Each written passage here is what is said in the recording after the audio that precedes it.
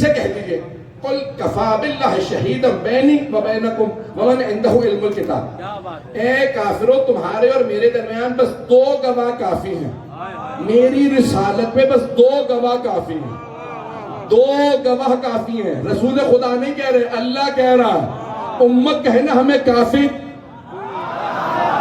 تو اور بات، اللہ کہے کافی اور بات، امت کا کہنا ہمیں کتاب کافی ہے کفر میں لے جاتا ہے، اللہ کا کہنا یہی کافی ہے ایمان ہے۔ اگر مجمع ہو اب میرے ساتھ آخری فرد تک خونے جگر دے کے جملہ پیش کر رہا ہوں، وَيَقُولُ الَّذِينَ كَفَرُوا لَسْتَ مُرْسَلًا، وہ جو کافر ہیں کہتے ہیں آپ اللہ کے بھیجے ہوئے رسول نہیں ہیں۔ اے میرے حبیب ان سے کہہ دیں تمہارے، اے کافروں تمہارے اور میرے درمیان بس دو گواہ کافی ہیں، دو گواہ کافی ہیں، بس دو گواہ کافی، ایک اللہ، دوسرا وہ جس کے پاس پوری کتاب کا علم ہے، دوسرا وہ جس کے پاس پوری کتاب کا، یہ مجمع پوری کتاب کا علم ہے۔ بھئی سورہ نمل اگر ذہنوں میں ہو تو وہاں پہ جناب سلیمان نے کہا تھا یہ کس نے گستاخی کی، سورج کی کرنیں چہرے پہ آ رہی ہیں، جب تخت کو اٹھا رکھا تھا جنہوں نے، جناب سلیمان کا تخت جنہوں نے اٹھا رکھا تو پرندے سایہ کرتے تھے، کہ یہاں سے کون غائب ہوا کہ کرنیں چہرے پہ آ رہی ہیں، کہ ہدہد غائب ہے، کہ لا اذبحنہ، میں اسے ذبح کر دوں گا اگر وہ دلیل نہ دے کیوں غائب ہوا۔ تو جو نبی کی نافرمانی کرے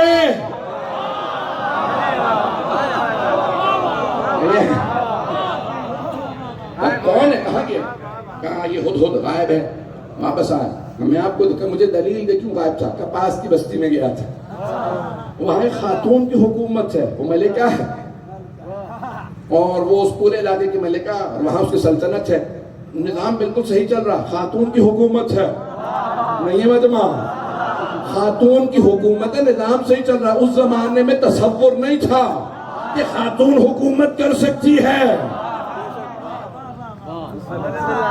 سخت جملہ کہوں گا، آگے بڑھ جاؤں گا کہ ہمارے یہاں بھی ایک نظریہ ہے کہ خاتون کی حکومت نہیں ہو سکتی، اللہ نے کوئی نبی، کوئی امام خاتون نہیں بھیجی، بڑے پردے کے تقاضے تھے لیکن خواتین کے مقام کو کم نہیں کیا، ایک ہی کو سب پہ حجت بنا دیا۔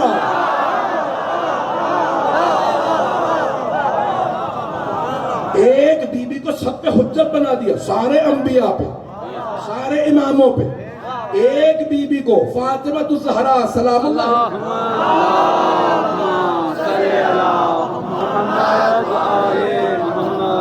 اگر کہیں رفتار کم کر لو، میرے ساتھ سارا مجمع ہے،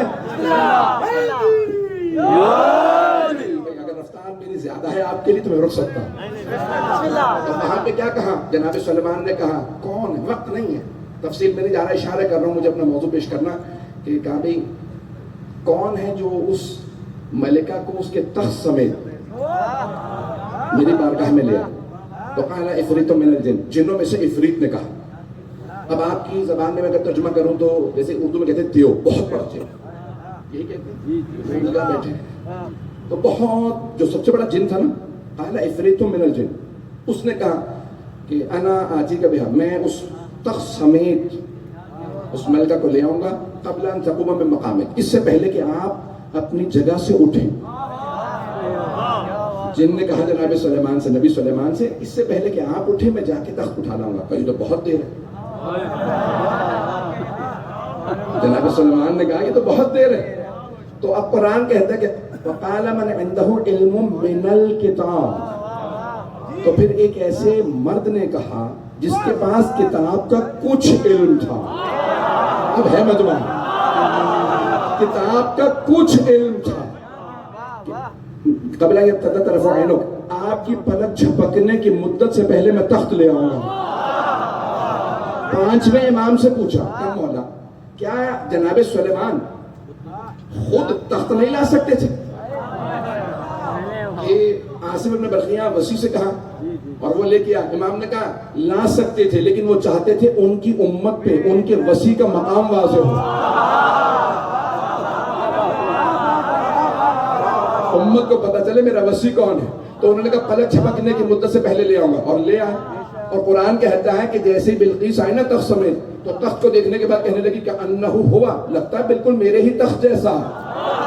تو عاصم بن برقیہ نے کہا تخت جیسا نہیں ہے, میں تخت سمیت لے آیا ہوں. چھٹے امام فرماتے ہیں مجھے تعجب ہے مسلمانوں پہ کہ جب قرآن پڑھتے ہیں تو جناب سلیمان جو ایک چھوٹے نبی تھے پیغمبر کی نسبت, ان کے ایک چھوٹے وصی آصف کی تخت بلقیس کے پلک جھپکنے کی مدت سے پہلے لانے کو مان لیتے ہیں. لیکن جب ہمارے جد علی کی بات ہے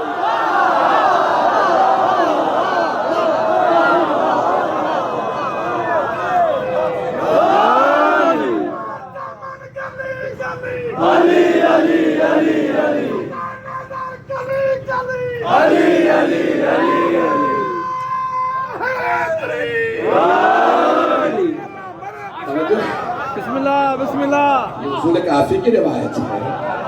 مولا فرمایا یہ پورا واقعہ نہیں پڑھ سکتا, اصول کافی میں طویل روایت ہے. چلے گا مجمع میرے ساتھ, روایت مکمل کروں یہ پڑھتا ہوں آگے.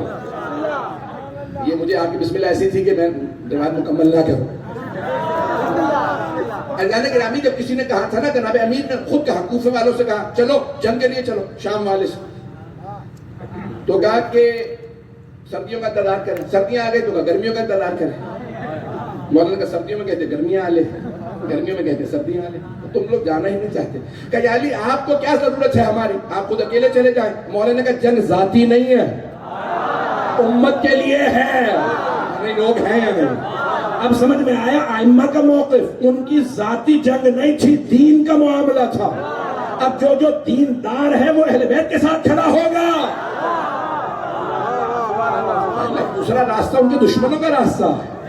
تو آپ نے فرمایا میرا ذاتی معاملہ نہیں. اب میں یہ جملہ پیش کر رہا ہوں, یہ جو چھٹے امام نے کہی نا کہ عاصم بن برقیہ کا مان لیتے ہیں, ہمارے جد علی کا نہیں مانتے, وہ اس جملے پہ کہا کہ مولانا ایک مرتبہ مسجد کوفہ میں, سارا مجمع کی توجہ ہو, آخری آدمی تک دیکھ رہا ہوں لوگ کھڑے ہیں, اب بیٹھنے کی جگہ نہیں, میں یقین مانیے خون جگر دے کے پڑھ رہا ہوں. تو جناب امیر نے کہا تم کہتے ہو کہ میں یہاں سے اس کے ساتھ جا کے جنگ کیوں نہیں کر لیتا. ایک مرتبہ مولا اپنے مقام سے کھڑے ہوئے, اور ایک مرتبہ مولا نے اپنی لات ہوا میں گھمائی, جسے آپ کی زبان میں کہتے ہیں کک مارنا. لوگ ہیں یا نہیں ہیں؟ مولا نے لات ہوا میں ایک مرتبہ بہت تیزی سے مولا نے ہوا میں لات ماری اور ہاتھ بڑھایا اور کسی چیز کو اٹھا کے زمین پہ پھینکا. ہاتھ میں کچھ بال تھے. مولا نے کہا میں نے اس کوفے میں بیٹھے, دمشق میں بیٹھے ہوئے کے پیٹ میں لات ماری ہے, اور اس کی مونچھوں سے پکڑ کے اسے اکھاڑ کے زمین پہ پھینک دیا. اب کوفے والے کہنے لگے کہاں دمشق جا کے پتہ کریں. مہینے بعد ایک قافلہ دمشق سے آیا, سارے پہنچے گئے دمشق میں, سب خیریت ہے, کہاں بالکل خیریت. بس ایک دن بڑا عجیب و غریب ہوا, ابھی منہ سے نام نکلنے والا تھا. یزید کا باپ تخت پہ بیٹھا تھا, مجمع بہت زیادہ تھا, اچانک اس نے دونوں ہاتھ پیٹ پہ رکھے اور دھڑام سے زمین پہ گر گیا. جب اٹھا تو مونچھیں غائب تھی.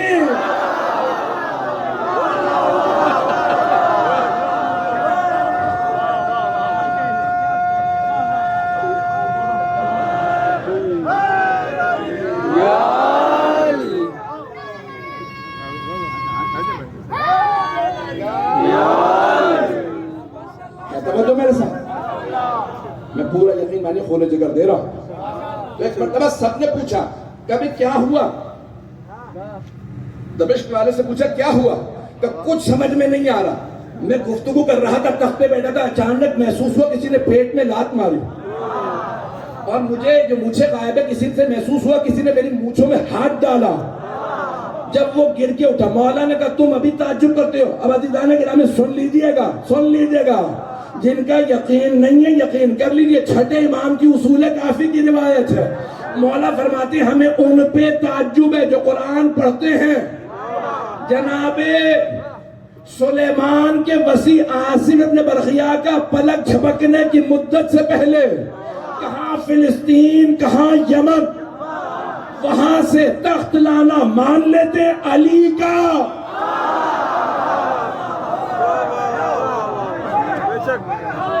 شام والے کو تخت سے گرا دینا نہیں مانتے؟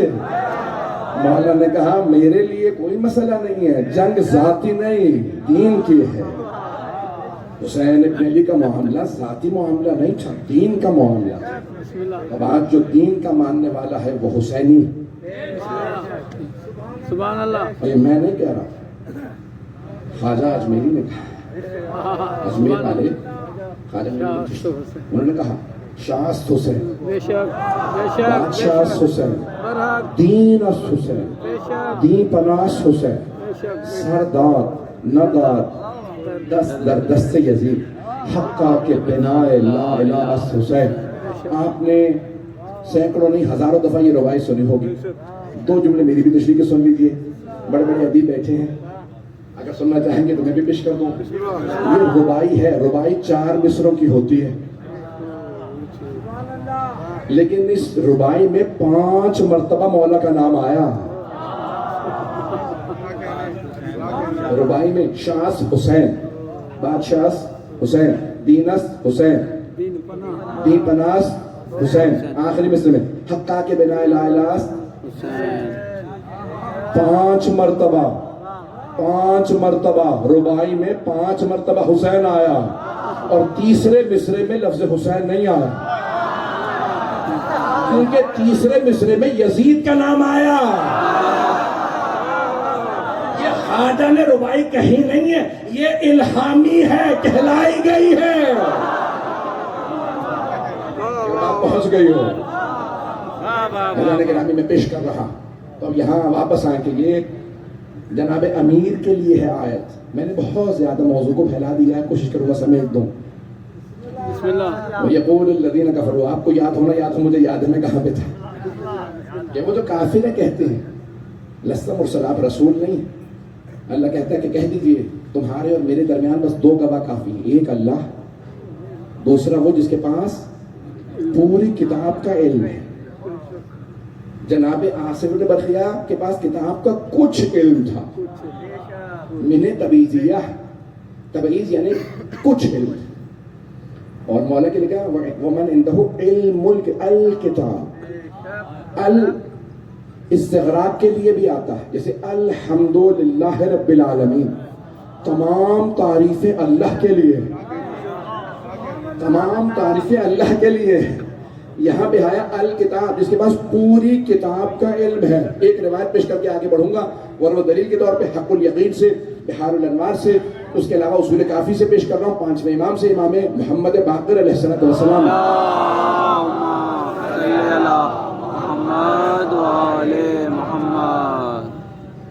بس بھائی زیادہ وقت نہیں لوں گا، چلتے رہیے گا۔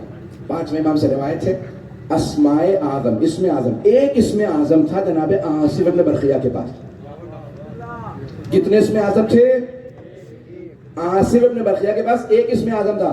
5ویں امام فرماتے ہیں حق الیقین، اصول کافی اور بے انتہا کتابوں میں کل اسماء اعظم 73 ہیں۔ اسم اعظم جس کے پاس ہوتا ہے وہ نبی معجزہ دکھا سکتا ہے، وہ امام معجزہ دکھا سکتا ہے، وہ وسیع، وہ مقام رکھنے والا۔ اسم اعظم اللہ کا وہ نام جس سے معجزات دکھاتے ہیں۔ آصف مولا فرماتے ہیں کل اسماء اعظم 73 ہیں۔ کتنے؟ سارا مجمع گھبرا کے بڑی توجہ سے سن رہا۔ مولا فرماتے ہیں کل اسماء اعظم 73۔ عاصم بن برقیہ کے پاس صرف ایک اسم اعظم تھا۔ نبی سلیمان کے پاس، نبی عیسیٰ کے پاس 2 اسم اعظم تھے۔ مولا فرماتے ہیں جناب موسیٰ جنہوں نے فرعون کو شکست دینی تھی، ان کے پاس 4 اسم اعظم تھے۔ جناب ابراہیم علیہ السلام کے پاس 8 اسم اعظم تھے۔ جو خلیل خدا جنہوں نے نمرود کو شکست دینی تھی، جناب نوح جنہوں نے کشتی بنانی تھی، ان کے پاس 14 اسم اعظم تھے۔